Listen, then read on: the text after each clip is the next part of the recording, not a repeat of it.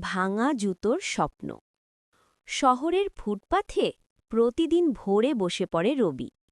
তার সামনে একটা ছোট পলিথিন, ভেতরে ছেঁড়া জুতো সেলাইয়ের সরঞ্জাম।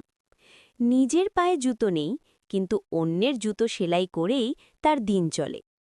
একদিন শীতের সকালে কাঁপতে কাঁপতে কাজ করছিল সে।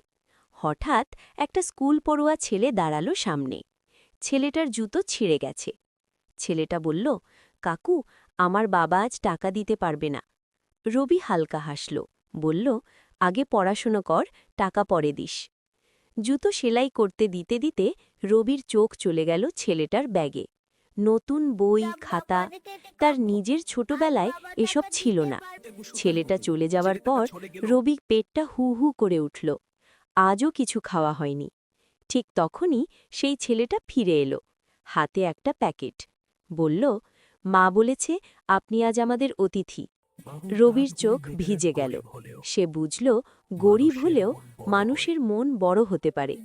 সেই রাতে ফুটপাথেই বসে আকাশের দিকে তাকিয়ে রবি ফিসফিস করে বলল, একদিন আমিও কাউকে এভাবে সাহায্য করব। কারণ স্বপ্নের দাম টাকায় নয়, মানবিকতায়।